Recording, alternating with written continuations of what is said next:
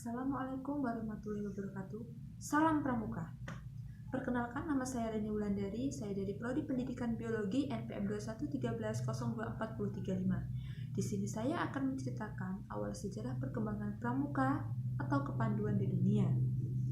Pada hakikatnya, kepramukaan atau kepanduan dunia tidak lepas dari peran seorang tokoh yang lahir pada tanggal 25 Februari 1857 dengan nama Robert Stephenson Smith Baden-Powell, atau yang lebih kita kenal dengan gelar Lord Baden-Powell of Gewel sebagai Bapak Pandu Sedunia.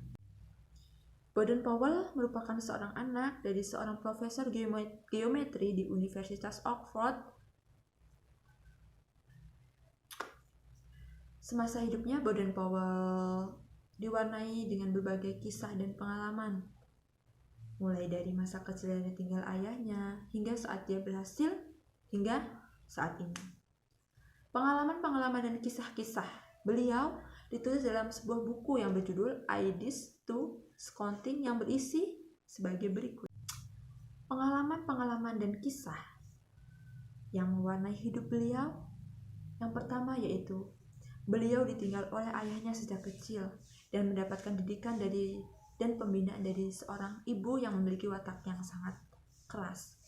Yang kedua yaitu beliau tumbuh dengan kemandirian sehingga beliau sangat ahli dalam berbagai bidang. Yang pertama berenang, berkebun, berkemah, pelayaran, berkuda, dan masih banyak lagi sebuah bidang-bidang yang ditekuni oleh beliau karena beliau merupakan salah satu seorang yang mandiri.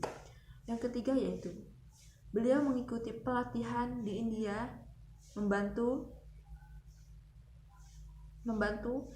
Letnan Resimen Kavaleri 13 untuk mengikuti jejak kuda yang hilang dan akhirnya ketemu dengan bantuan beliau.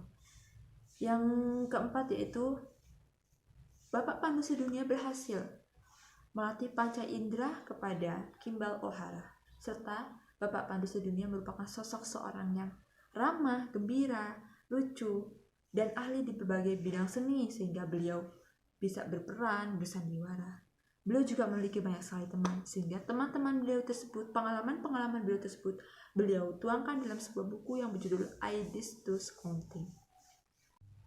Setelah Baden-Powell bersedia melakukan pelatihan tersebut, akhirnya beliau melatih para tentara muda tersebut di sebuah pulau Bronsea pada tanggal 25 Juli 1907 dengan 21 pemuda di berbagai pelosok yang ada di Inggris. Setelah selesai melakukan pelatihan, Baden-Powell membuat sebuah organisasi pelatihan untuk laki-laki yaitu Boy Scout untuk melatih para laki-laki yang punya jiwa kepemimpinan, cara berkemah, dan untuk melatih para laki-laki tersebut. Setelah para laki-laki tersebut diberi nama Boy Scout, kemudian adiknya Baden-Powell yaitu Agnes, beliau ikut serta melatih para pemuda perempuan dengan Girl Guide, dengan sebutan Girl Guide. Kemudian organisasi Baden-Powell tersebut tersebar di berbagai dunia. Banyak sekali pemuda-pemuda yang mengikuti organisasi tersebut, baik laki-laki, perempuan, karena mereka tahu apa akibat manfaat yang didapatkan dari saat mengikuti sebuah pelatihan pramuka perkemahan tersebut. Setelah organisasi tersebut berkembang, banyak yang mendaftar. Akhirnya Baden-Powell memisahkan anak-anak tersebut menjadi beberapa golongan. Yang pertama yang dibentuk yaitu pada tahun 1916, yaitu golongan siaga pada umur 11 sampai 15 tahun. Yang kedua yaitu pada tahun 1918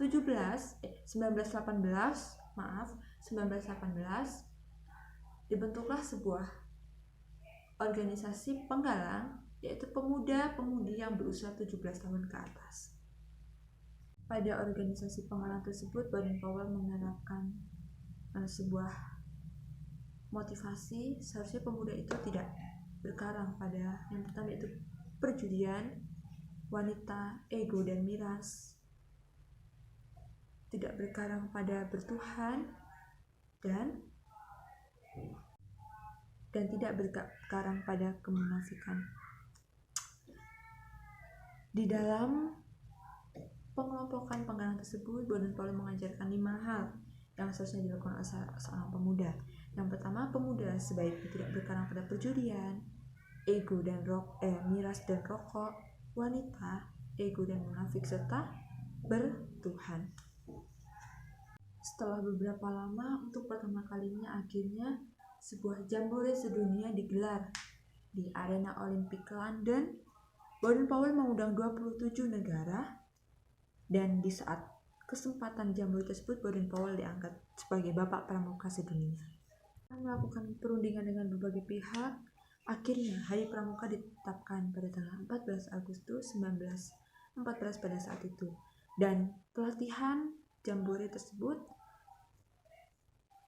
mendapatkan sebuah tanah lapang yang diberikan oleh sahabat dari Baden-Powell tersebut sebagai hadiah untuk Baden-Powell karena sudah meraih keberhasilannya. Baiklah, jadi kesimpulannya dari awal sejarah kepanduan di dunia itu yaitu merupakan sebuah peran dari seorang Baden-Powell tersebut. Banyak sekali kisah-kisah dan pengalaman beliau yang beliau tuangkan dalam buku tersebut sehingga menjadikan pemikiran beliau membentuk sebuah anggota kepramukaan yang untuk melatih sebuah kedisiplinan seorang anak pemuda agar mampu bertarung, mampu berkorban untuk negaranya. Buku-buku tersebut banyak sekali manfaatnya sehingga tersebar luas di berbagai negara di Inggris. Baiklah, itulah tadi sejarah singkat mengenai kepanduan dunia. Semoga bermanfaat dan bisa menambah wawasan untuk kita semua. Apabila ada perkataan yang salah, saya mohon maaf. Kepada Tuhan, kepada Allah, saya mohon ampun. Saya akhiri, wassalamualaikum warahmatullahi wabarakatuh. Salam Pramuka.